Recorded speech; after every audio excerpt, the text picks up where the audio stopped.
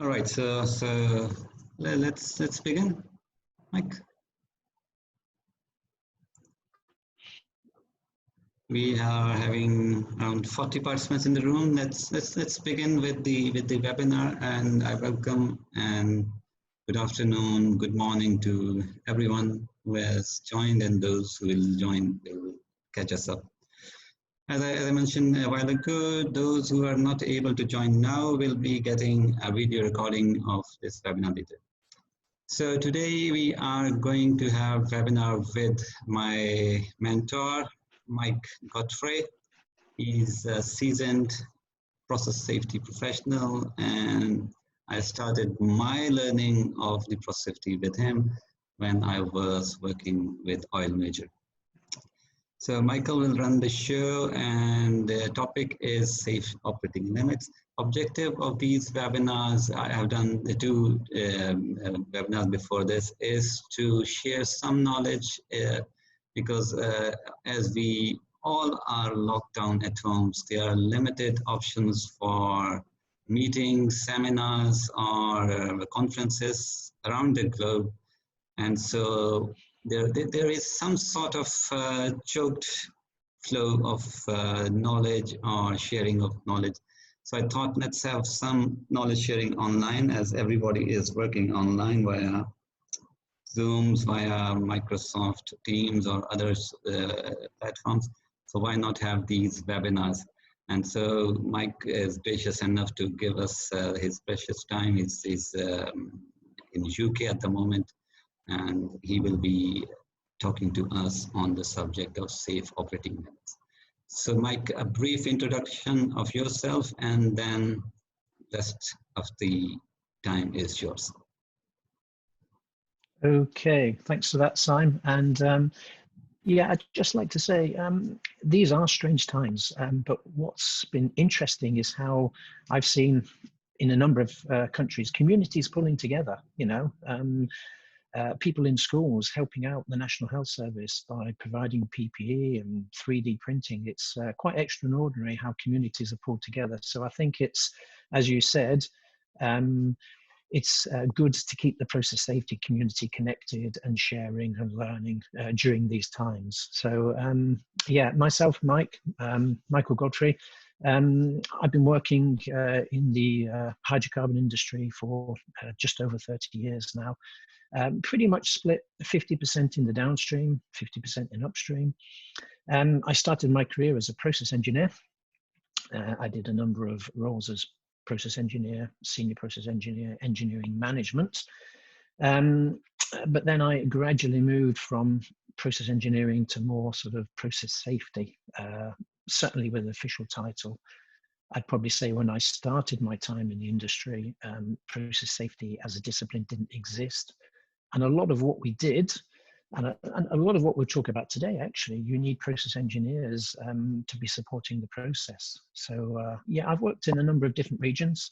I've been very fortunate to work with BP, but also in joint venture and third-party companies.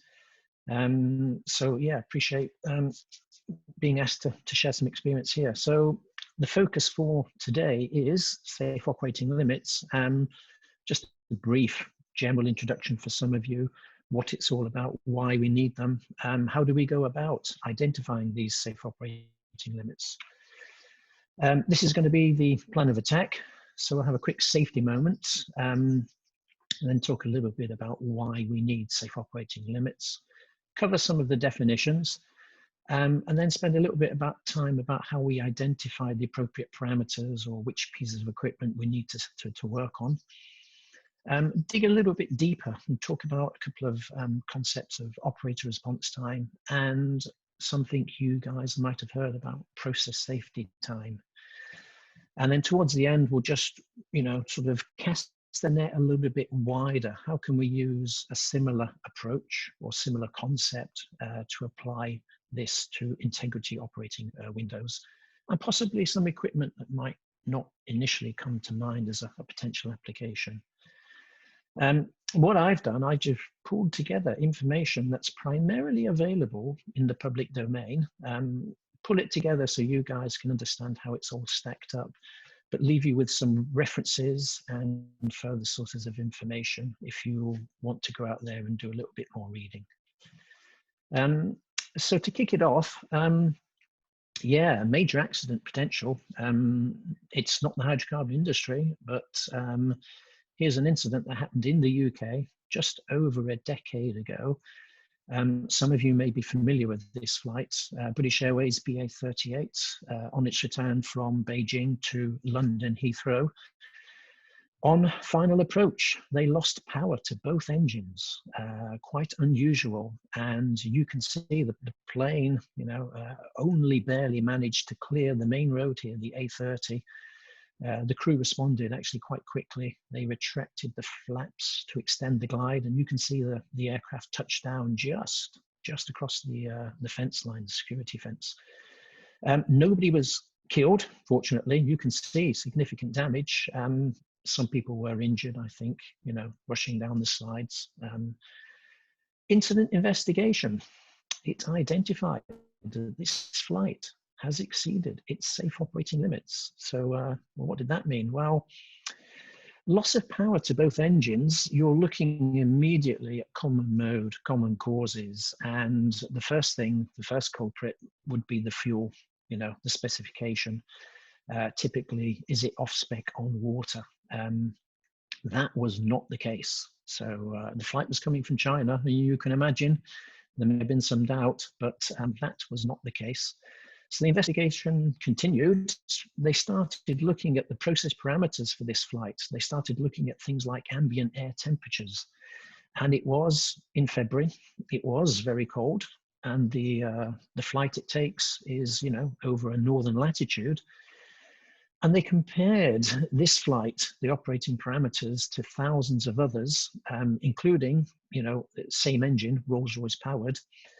And what they determined, the incident investigation, was that this flight was unique. This flight had a combination of very, very low temperatures and periods of low flow rates that, as a result, despite the fuel being in specification, it led to formation of ice. And the investigation was actually quite long and complicated, and they had to do some simulations. And this photo here shows you the results of one of the simulations they'd done.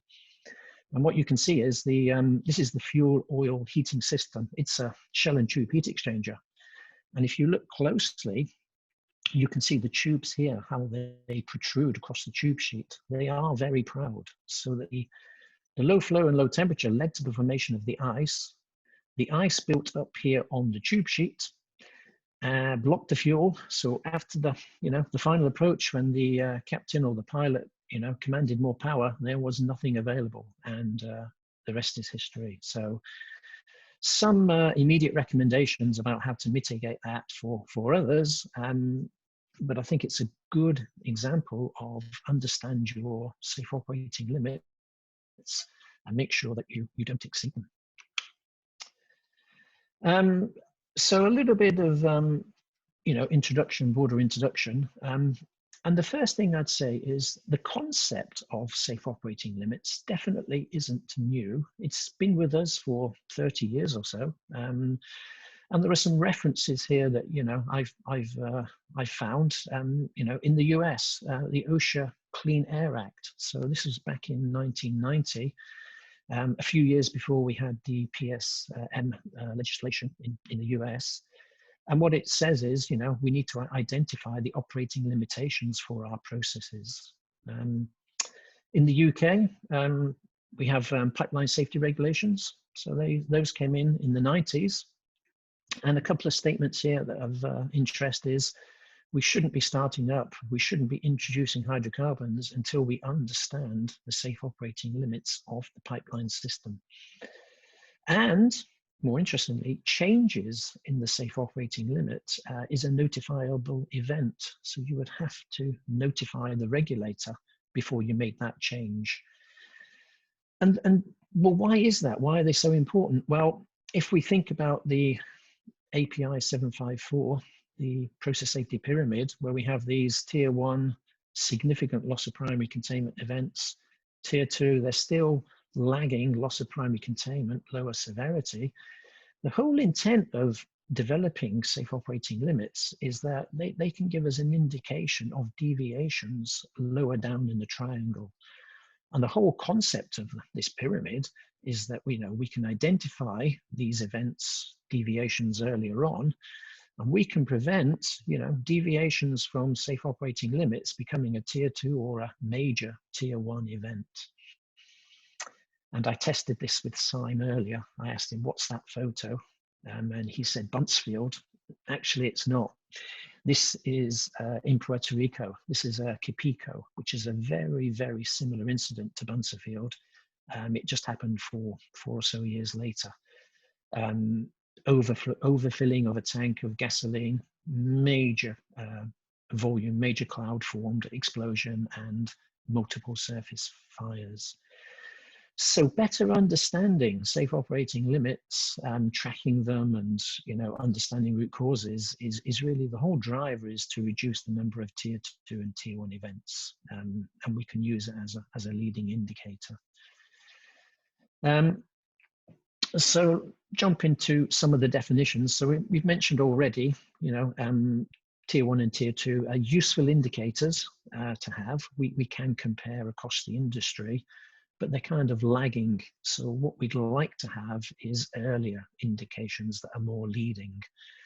So monitoring, tracking and reporting excursions to our safe operating limits or safe design limits, can give us an earlier warning of, things are getting out of control. We can investigate those and hopefully we can prevent them. CCPS, they have a definition of safe operating limits. I've just pasted it here and we'll just take a short while to read. 2 words or 2 key parts I'd draw your attention, because we'll come later. One is this critical process parameters. And the second bit is this reference to the dynamics of the process. That's very important. So we'll look at that later. So that's a simple definition, CCPS, of safe operating limits. You'll probably find, as if you start to read, and certainly through this presentation, we use a number of different limits. So the first one is the normal operating limit. And what I'd say is any given parameter, for example, temperature, the normal operating limit is where we'd expect that parameter to be, during normal operations for the process.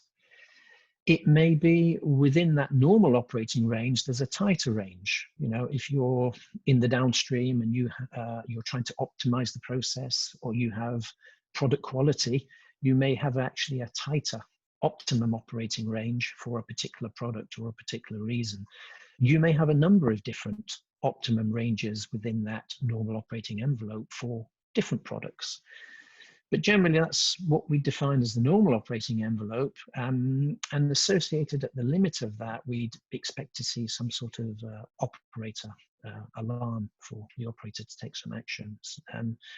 Such that if my parameter, there's a deviation for whatever reason, loss of heating, excess, cooling, whatever, if my parameter starts to deviate, I'd like to provide some time for that operator to hopefully take an action to troubleshoot and possibly return the parameter back to the normal operating envelope.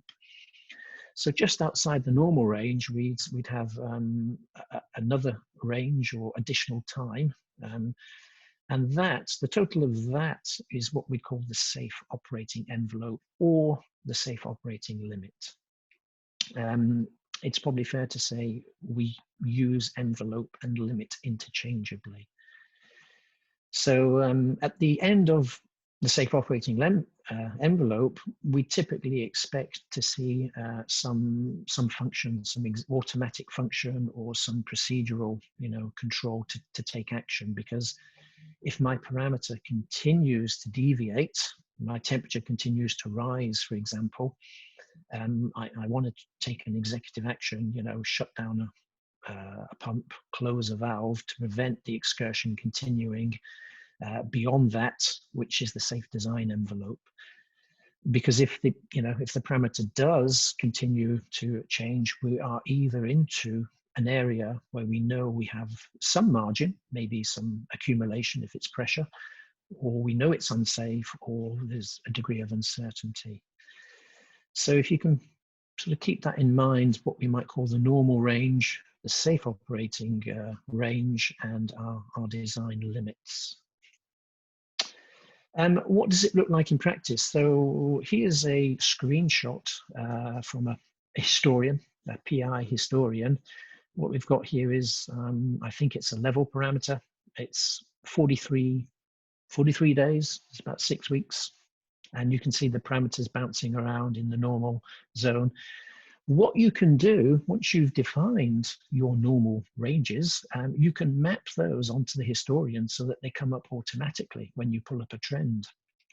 So you can show the normal range, and you can show some of the trip points as well, the safe operating limits.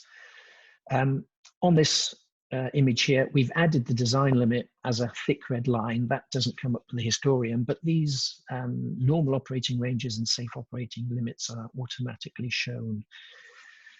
And perhaps early on in your safe operating limit journey, one way to identify deviations is, I call it manumatically, is you can pull up these trends on a weekly basis, and you can just scroll through and you can visually see where there's been an excursion from normal or possibly outside of the safe operating limit. And that enables you to identify that and, try and understand the causes. Good, so that was what we wanted to say about just a general introduction and definitions. The next bit being, how do I identify which parameters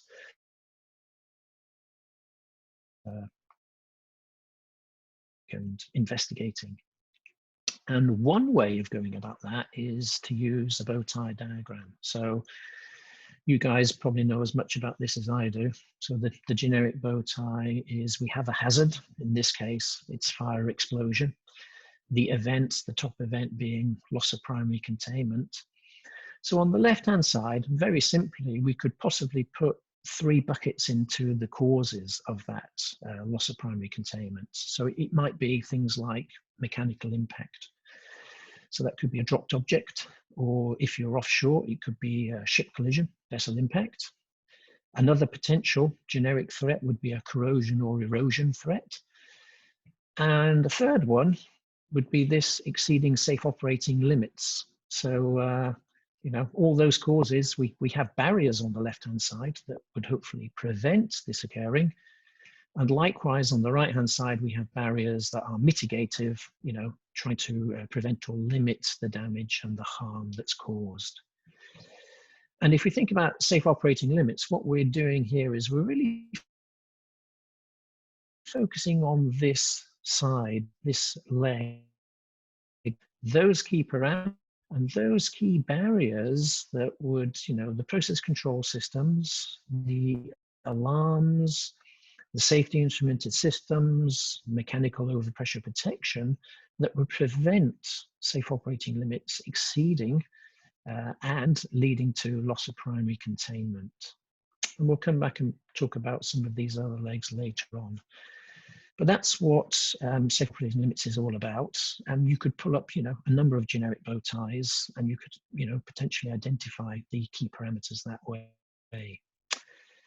So we've identified some key parameters. The question is, which ones do we include or not? Because there will be a, for your facility, you're going to have a large number. And if we go back to the CCPS definition, that word on critical is really important. And I would draw an analogy here to safety critical equipment. Which ones are critical and which ones aren't?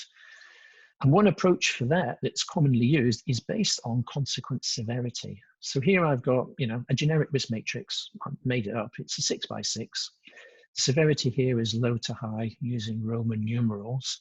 And let's just say, for argument's sake, the definition of level 4 is a single fatality. Level 5 is, say, 2 to 9. And level 6 is 10, 15, 25 fatalities. What we do is we go and typically look for our HAZOP study, and we'd be identifying those deviations of those parameters where we've fully developed the consequence, and we've assigned, in this case, a Roman numeral, and we'd screen on the 4s, the 5s, and above. The deviations of process parameters that results in the lower severity, the 2s and 3s, we'll park those for now. We really want to focus on the critical ones. We have limited resources and time, so that's where we'd go. That's what we do.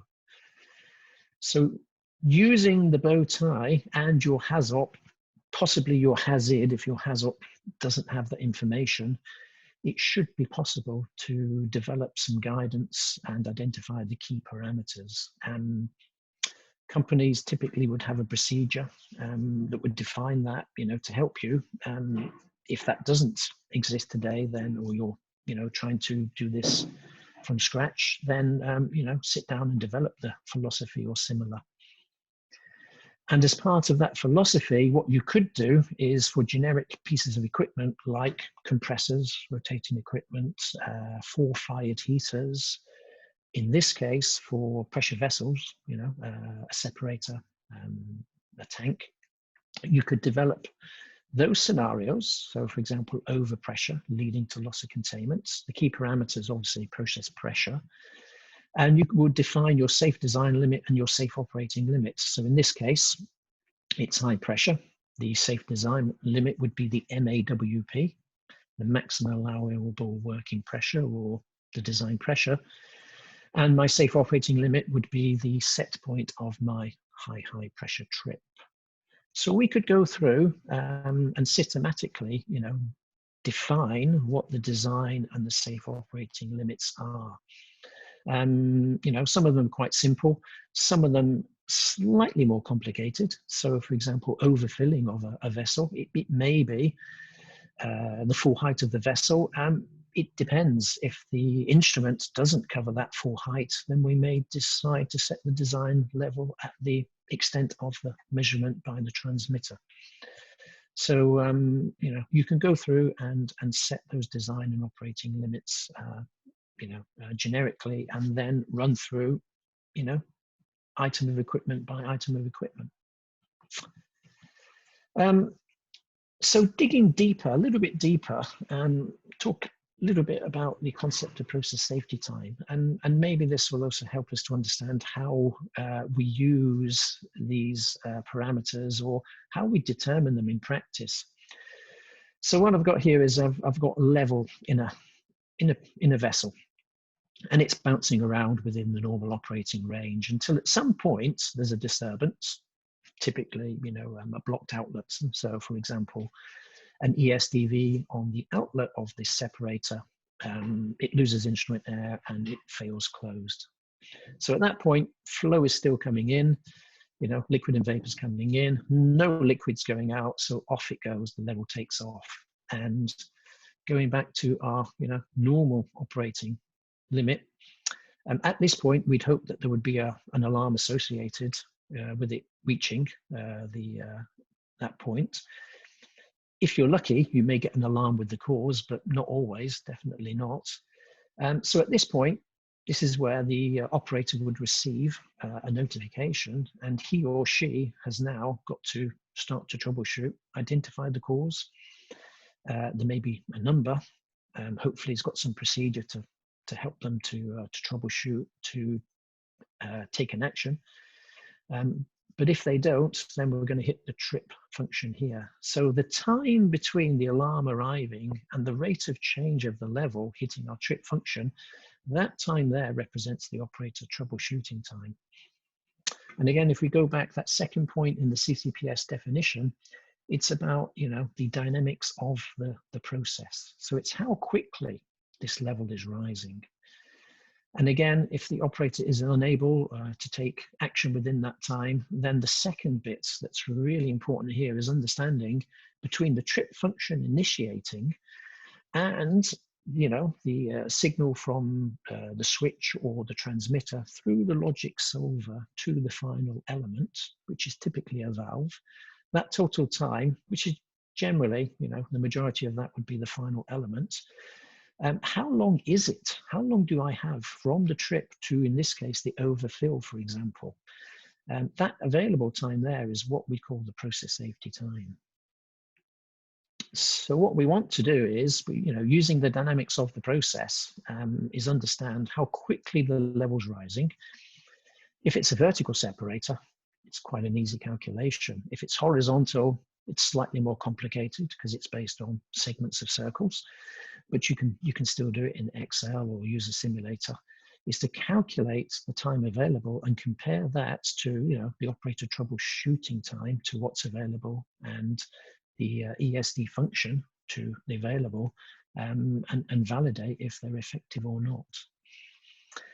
What we do in design mode is we determine what this time is, and we would set the safety intermittent function to typically 50% of the process safety time. So if this was 40 seconds, we'd set the SCE Performance Standard to 20. So we'd always ensure that we go out and we test and we make sure it's 20 seconds. If the SIF starts to degrade, we measure it's 22, 24 seconds. Well, we don't need to shut down the process immediately. We have some margin and we can figure out what the problem is. Is the valve getting sticky, whatever. So that's, just a simple example of how we use the concept of the safe operating limits to start to understand, and we can start to optimize. If we've got more than adequate time available in the process safety time, you can pictorially, you can see how we could stretch the operator response time and reduce the available time here as long as it's still within the SIF response time. So there's an ability here to optimize. So if you summarize how we're going to apply the concept of safe operating limits on existing facilities, the first thing you want to do is develop that philosophy. What's in scope, how you define safe and critical parameters. We're going to go around and identify the relevant systems and equipment, and then identify the key parameters, understand what the design limits are, and then we have to do a little bit, some calculations using spreadsheets, using simulators, and understand and really get a better understanding of what the available operator response times and the process safety times are. We'd make some recommendations to say, actually, what, we need to create more time here, or we can optimize, summarize that in a report. And then you can move into step two is, once you've defined these, you can start to measure the deviations and really start to understand the causes and prevent deviations from escalating further. Safe operating limits, safe operating envelopes, they're not really standalone. There's quite integration. There's a lot of linkage between other things that we do in the process safety world. And got a slide here just to take a bit of time and talk about safety critical equipment or safety critical elements, some commonalities. So there's, once you start working on one, there can be a lot of synergies for the other. So one possible way to identify safety critical equipment is to use the bow tie. And definitely, identifying and optimizing based on consequence severity. So PSVs, typically you'd expect them to be, critical equipment, but PSV on potable water, not necessarily so. If, it's a thermal relief, it's overpressurization, it's a small leak of water, that's not going to harm anybody. So sorry, but that parameter or that PSV, that's definitely not critical. The concept of process safety time. So in operations, we're going to determine that when we're working on safe operating envelopes. That really is understanding the effectiveness of my alarms and trips. In projects, I'll be using that response time, the process safety time, to set the performance standards. And I've highlighted that my experience is I think we're pretty good at identifying critical equipment. We've got some robust processes in hand, and we do that fairly well. But that is but the first step. The next step is defining the standards, the process standards, the availability, and the survivability. And some of those process standards needs quite a lot of thinking and work to really understand the dynamics of the process and the time, to make sure they've been set accordingly. So, these things go hand in hand. SCE and safe operating envelopes, they are both leading process safety indicators. We can develop a number of KPIs. So your critical equipment, the number of maintenance overdues, we'd be looking at, how much of the preventive PM has been done as per plan, hopefully 99% plus. But any overdues is a leading indicator, as are safe operating envelope, the number of excursions we can be monitoring. A lot of commonality, but some differences. Critical equipment can include broader barriers, other threats on the generic bow tie, preventive and mitigative. So some differences. And thinking about the broader linkage, how can safe operating limits, or how does it, how can it help us? And I'd say generally safe operating limits, a good understanding, it can enable, some other work that we do in process safety, practices and activities. So, it really enables the definition of safe operating procedures. What is the alarm? What is the trip? What's the action we need to take? How urgent is it? We've seen the link here between, SCE Performance Standards and SOL. But other areas like HAZOP and LOPA study, when we are calling out, possible safeguards, if I'm facilitating the study, I'm not writing down level switch or level alarm high or level switch high. I'm asking the guys, so what does that do? And how long do we have? Does the operator have 2 minutes before the trip comes in? In which case, it's very unlikely that we can take an action. If we've got 10 minutes or more, now we're in, the chance that the operator's, going to have enough time to troubleshoot, and, we could take credit for it as a potential layer of protection in our LOPA study. So a better understanding of safe operating limits will really support, HAZOP and LOPA studies. But it's also an enabler, management of change. How can I do MOC of safe operating limits or safe operating envelopes if I haven't really understood what they are? And the alarm and trip register, those things go hand in hand. So there's a lot of synergies, there's a lot of linkage, and I think, putting some effort and time in here is going to pay dividends in, a number of other areas. And I wouldn't disagree if somebody took the alarm and trip register and decided that it could be at the center of this this little diagram here, and that's fine by me. Whichever one you pick up and run with, whether it's safety critical equipment or alarm and trip, whatever, it's going to help you in a large number of other areas. So there's a lot of synergy. Thinking broader, we mentioned at the start, so safe operating limits is really about understanding these deviations, typically parameters, temperatures or pressures, that could, within a very short period of time, minutes or seconds, lead to loss of primary containment. But what about some of these other threats, where, change in pH or chloride content or oxygen level, deviations that, albeit over a slightly longer period of time, could result in corrosion, could be a threat, and could be a loss of primary containment. That's what we might call integrity operating windows, this part down here. And the API standard 584, some of you may be familiar with it, others not. So just introduce that for you briefly. API 584, it defines very much the same as safe operating envelopes, is how to establish, how to implement, and how to maintain integrity operating windows, how to make sure that, effective knowledge transfer to the people that are going to be working on those, and MOC, to identify changes. And a key one for me here on that part is creeping changes. over years, things can move relatively slowly, but over a number of years could be significant. H2S content from a reservoir, water cut, chlorides, these things that might start to creep.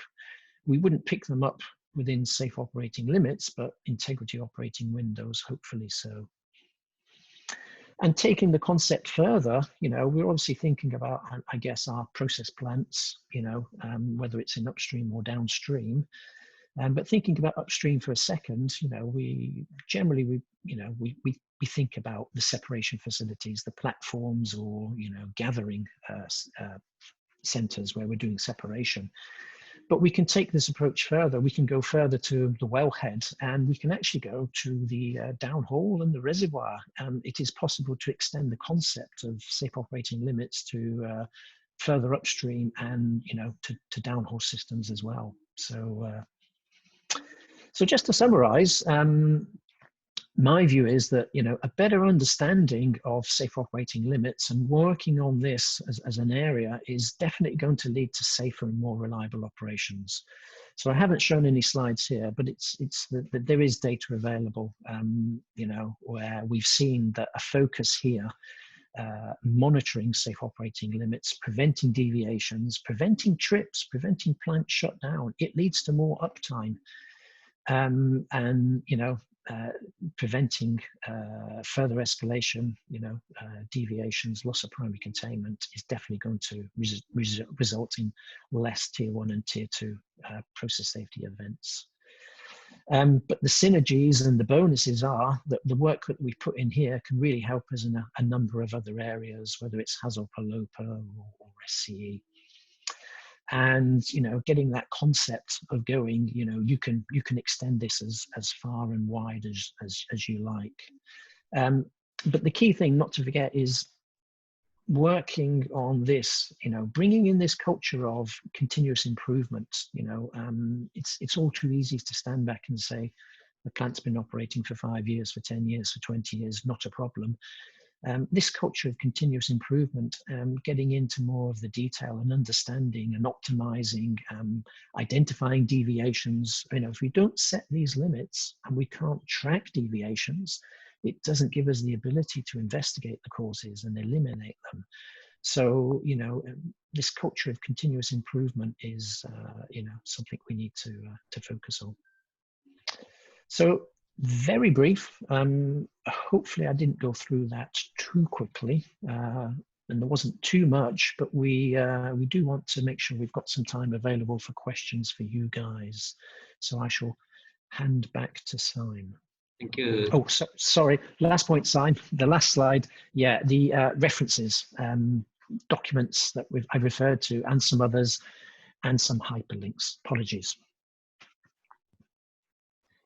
All right, thank you, Mike. Thank you very much for your time and a very good insight into SOL and SCE linkage. There are a few questions, and the first question is about the SCEs. And I'll add to that question a question from myself. Is the question is, are all safeguards to prevent a fatality potential incident are labeled as SCE? That's first part of the question. And to add on to this, I will ask you, do we differentiate between SCE and business, environment, and integrity critical elements? These are all one and the same in terms of how we handle and maintain. So let me answer that second bit first, because SCE is definitely, as it says, it is based on safety. On the right-hand side of the bow tie, we've got health and safety, we've got environment, but we've got business. You as an operator, as a company, it's up to you to set your definition, and it may be that based on your business, based on the severity, the impact, it may be that you decide to actually include definition of business impact in your critical equipment identification. We actually use, our document that we use is critical equipment. It's identification of critical equipment. It doesn't say safety, actually. So primarily, we are focused on health and safety and environment. And that's what we look at. But the document says if you're a particular business, maybe you're a smaller business, you may wish to include some equipment that's critical to safeguard your business because of the financial impact at the end of the day. So you can include business-related safeguards and equipment. So hopefully that answers the second part. I think the first question, just remind me, was, are all safeguards possible? Critical equipment? Yeah. On the left-hand side, I'd say generally for process deviations, yes, we'd be looking to identify control systems. So it may be that, you know, control loops, we may decide to assign them as critical. Alarms, we may have critical alarms, albeit, you know, we need to make sure that there's adequate time for the operator to respond to that alarm. Definitely trip functions, mechanical overpressure protection. So on the left-hand side of the bow tie, I'd say we test all of them and potentially look to include them, yeah. Yeah, so if we have this safe operating limit, the breach of safe operating limit is sort of process safety event, right? As per the API, right? So this breach happens maybe because of the control function not responding or malfunctioning, or maybe because of the operator error. So can we link the control or the operator error to SCEs? Yeah, if your cause of your deviation, you're going back to your kind of HAZOP study. If the cause of the deviation is human error, and you know that happens, somebody switches off the wrong pump, somebody closes the wrong valve. You need to test though. I mean, you know, I'm kind of applying the LOPA tests. You know, is it big enough, fast enough, strong enough? You know, can that pressure control system prevent overpressure? Sometimes they are designed, sometimes they're not. So I'd be applying those tests for, you know, a control loop, say a pressure control loop. You know, does the control valve open up quickly enough? You know, you need to get into the details of the tuning constants.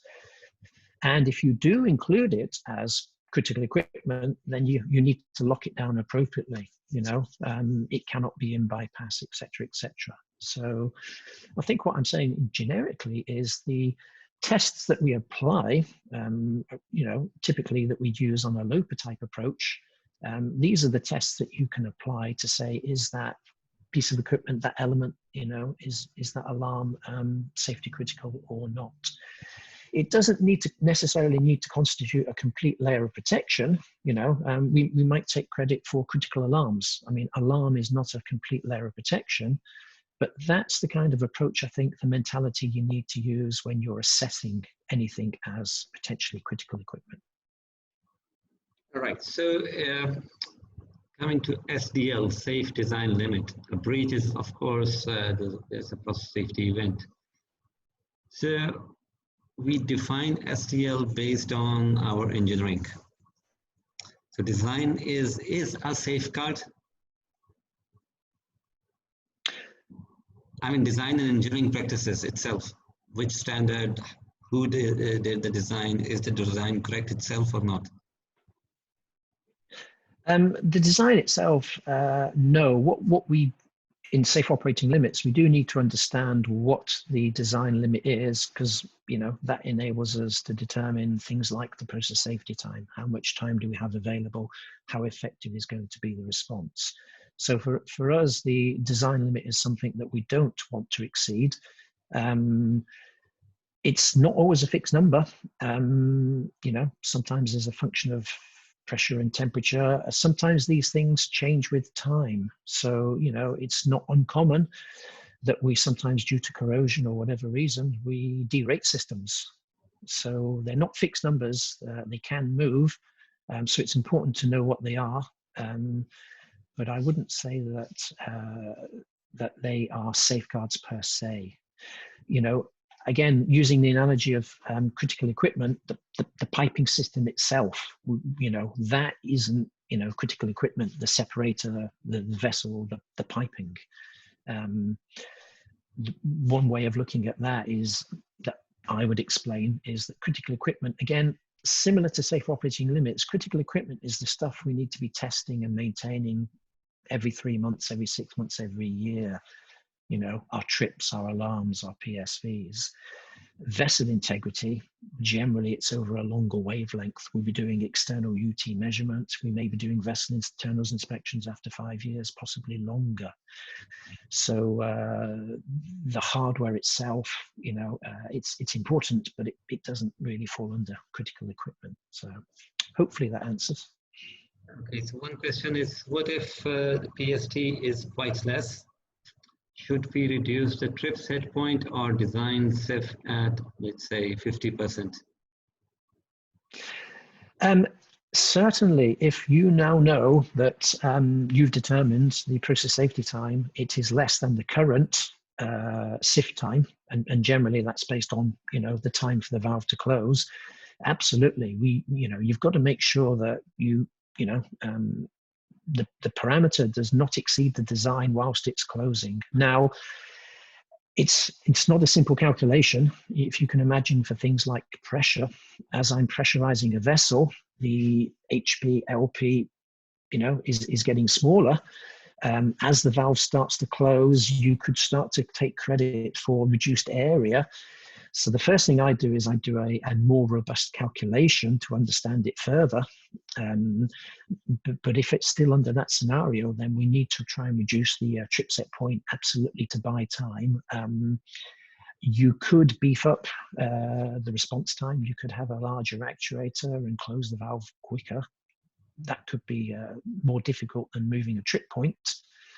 But yes, if you find out you don't have adequate time, then yeah, definitely you need to do something. And you know, it's probably fair to say that I'm not sure that we always know what the performance standard is for our final element.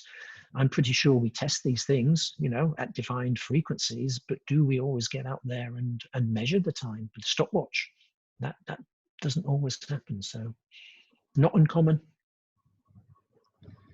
All right, there are two questions, both are quite related. One is SDL is linked with equipment design limits. For example, PSH of flow line is set at 90% of MAWP. Is there any standard guideline to define SOL? And another similar question is,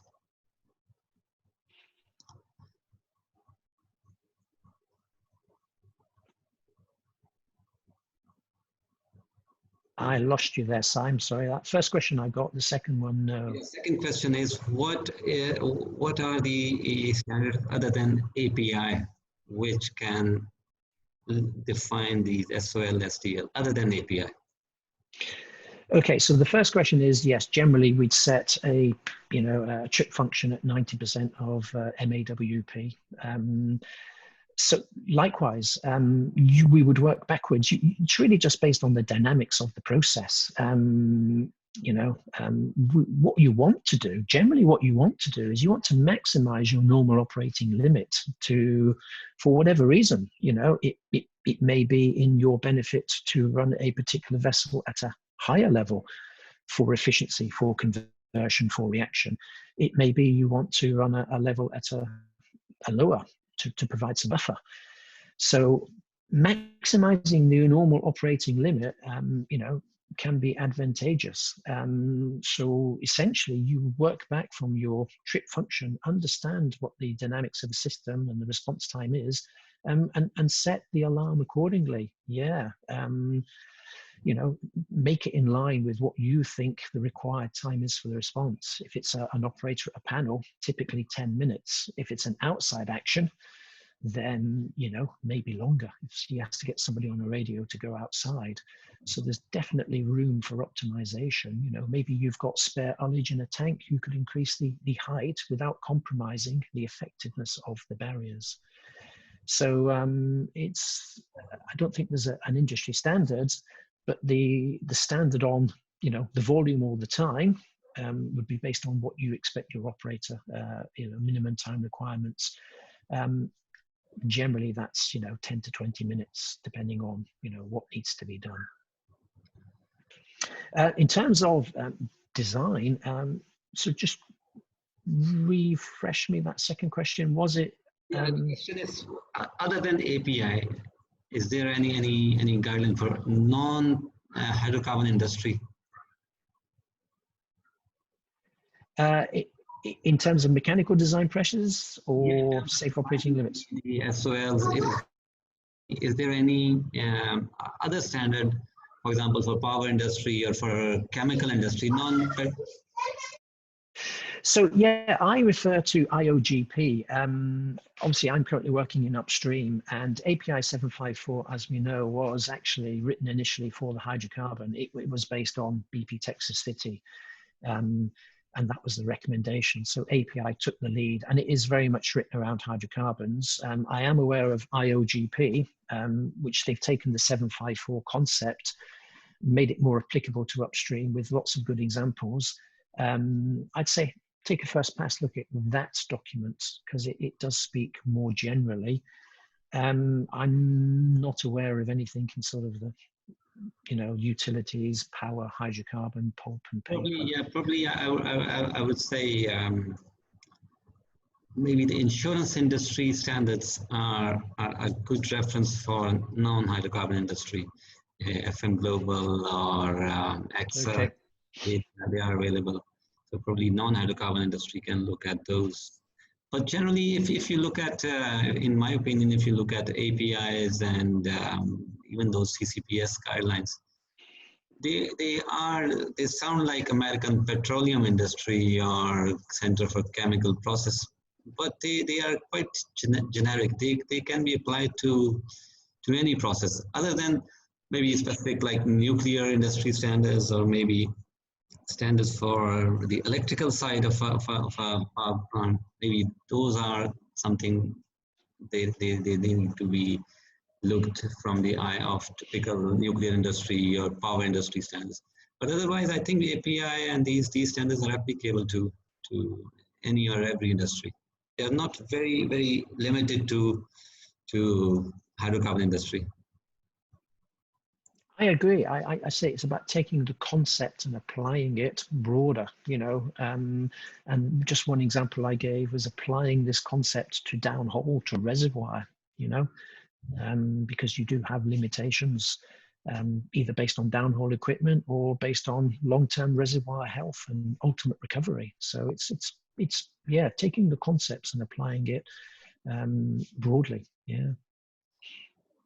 Yeah, so one more question is, I think you have answered it already, but it's, would a PSV on water side of a critical heat exchanger be considered an SCE? For me, I would look at the consequence severity based on, preferably I'd go to the HAZOP study, and I would have hoped that the HAZOP team have really fully developed that consequence. So it's whatever the scenario is, generally for me it's 2 or 3 sentences in the consequences box, and then you link to whichever risk matrix you're doing and you give it a severity number. And, you know, for critical equipment, it is really based on fatality plus, because, you know, critical equipment is what's critical, what isn't, and we're trying to identify, preferably, you know, something that's, you know, 30% or so or less of all the master equipment list, which ones really are critical. And the CCPS, they use the same word in their definition for safe operating envelopes. It's really which ones are the critical ones. So you do draw the borderline based on, you know, consequence severity is, I think, is a very pragmatic way. So it's, you know, it's a piece of equipment. We're not saying it's not safety related. It is, but is it safety critical? Is it preventing that fatality? And generally, it would be hydrocarbon systems, but it may be others. You know, you may have a positive displacement compressor on an instrument air system or something like that, where, you know, high pressure could lead to, you know, a very catastrophic failure, and it could kill people. Just the overpressure of a vessel, if it's high enough to be catastrophic, you know, and you're generating, you know, shrapnel, that could be enough to kill people. So, you know, it comes back to understanding the scenario and, you know, the consequent severity of that. Okay, one last question. How PS time can be calculated? So, yeah, it is based on the dynamics. So if you think about a separator, if you think about a vertical vessel, so I have a vessel, it has a certain cross-sectional area, and I know that 1 meter of height gives me a certain volume. Well, I know that if I can calculate the normal flow rate of liquid coming into that, I can compare, you know, the delta volume with time against what's available. So if it's, you know, I'll pick a number, if I've got 3,600 meter cube an hour coming into that vessel, let's pick a number, then, you know, every second 1 meter cube. So I can calculate the level rise in 1 second based on the cross-sectional area. And the larger the area, the slower the rise. Yeah. For vertical vessels, it's quite straightforward because it's a circle. For vertical vessels, you've got segments of circles. So you know, for a given level of fluid coming in, the level will rise faster and faster. So it's really, that's a simple example for level. For pressure, you're looking at the rate of pressurization. So that's based, again, the flow rate, the volume coming in, and the assuming it's a blocked outlet scenario, it's how rapidly does that raise the pressure, and that depends on the size of the equipment downstream. So it's it really is heat and mass balance and a little bit of dynamics, and this is where you need your process engineering friends to come help. I would say the PS time, I would like to add a bit on PS time. Looking at the Texas City case. So if the process conditions are normal, then the rate of filling of the tower was something quite long in hours. But actually in the upset condition, the temperature was much higher than the normal. So the volume inside the tower expanded and quite exponentially. So in that case, the time to fill the tower was reduced to a few minutes. Yeah, in Texas City time. So that was, you know, the problem was there, the level instrument, the span of the level instrument was only a fraction of the vessel. And the problem was they went beyond the level transmitter, the tappings. So after the initial fill, they'd actually lost the indication of the vessel. So what we would say, based on that simple table for pressure vessels, your safe design limit in that scenario would have been, you know, the span of the instrument. And no one, I think, imagine that under normal temperature pressure condition, the tower can overflow. But actually, they kept the heat input on and kept filling. So when the temperature was increasing, the liquid expanded and it started to fill the tower very fast. Yeah, I agree. But the key point for me was that wasn't the exceedance of the design limit. We'd already exceeded the design limit when we'd gone beyond the span of the instrument, once we'd gone beyond the top tapping. All right, yeah. And another case that came a couple of months back in my knowledge is there was a PSH on a reactor. It's a batch reactor, and the PSH function was to open a valve and inject nitrogen in the reactor. The function is to prevent buildup of hydrocarbon oxygen atmosphere and prevent explosion, internal explosion. So this PSH set point was quite low, not 90%, not 60, it was around 40% or 50% of design. So the operations and the process team, they said, I think there's something wrong. Normally it's 90%. So normally it's 90%. Okay, fine. And what's the PST for this case? So when when I looked in the CCPS guidelines for process safety in batch process, it says that, okay, for this function, you need to calculate how long it will take for the nitrogen valve to open and inject nitrogen and build an inert atmosphere inside the reactor. So it was quite a long time. That's why they needed to lower the PSH set point. The PSH, the high pressure trips set point was still at the 90% of the design, and then there was a PSV. So again, we need to look at each process dynamics, do the process engineering to determine the PS time, as Mike here said. Yeah, that's an interesting one to me, Sam. The deviation there is oxygen and hydrocarbon, depending what the cause is. So what you have to assume is that cause is still proceeding. There's still, I don't know, the oxygen's coming in for whatever reason. Maybe air is introduced at some point in the process. You have to calculate is so if there's a deviation, the reaction will not move ahead, and the hydrocarbon will not be consumed. So there's oxygen in the reactor, and if the reaction has been suppressed due to one or the other reason, there will be a buildup of hydrocarbon and oxygen mixture. Yeah, okay. And that's leading to a potential explosion. Yeah, to suppress that case, when there's a slight buildup of pressure due to hydrocarbon buildup, the valve on the nitrogen 9 opens. So that's quite a complicated design. And they were wondering why this PSH opens at such a low pressure. Why not at, say, 80%? Well, it may be that before you've hit 80%, you have adequate pressure or adequate composition for the hazard to manifest itself. Yes. It's not necessarily based on the design pressure in that point. It's based on the hazardous. So you would want to limit it to typically 50% of, the minimum. If it was air you were controlling, it'd be 50% of the minimum oxygen concentration, or 50%, 25% of the flammable limit, or some combination thereof, because as you introduce nitrogen, you start to inert, then your flammable limits change. You need to understand the impact. You can find that in diagrams, use of CO2 or nitrogen as inerting, but you need to understand the rate of change, or the rate, how those parameters move as you inert. So that's quite a complicated one. Interesting one.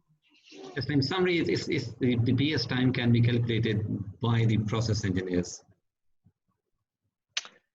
It could still be, yes, it could. You need to understand what the hazard is and how those 2 or 3 parameters are moving with time. Yeah. Yes, because, I mean, your hydrocarbon or whatever's building up at a given rate, and that continues to happen, because of whatever the cause is. So for the time to detect and respond and do something, to take it to a safe state, that's what you need to calculate. Slightly more complicated because it's a multiple parameter.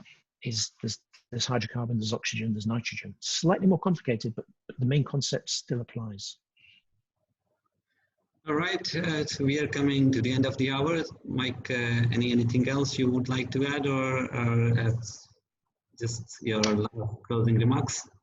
No, I'd just say, I would encourage people to, whether it's safe operating limits or SCE or, whatever it is, do encourage people to seek continuous improvements and, never be happy with the status quo. There's always more we can do to reduce risk. And this particular area, it does have associated benefits. So, I'm not sure if you're an operating company, back and take a look and see where you are today. you know, and if you think there's opportunities for improvement, then you know, make a suggestions and you know, drive it forward. All right, and thank you, Mike, and thank you all the participants for the time spent. It is a weekend. You all were asked to do some learning on the weekend, but I hope you have had a good time with Mike. Right, Mike? Thanks, Sam. Appreciate it. All Cheers, right. guys. Bye.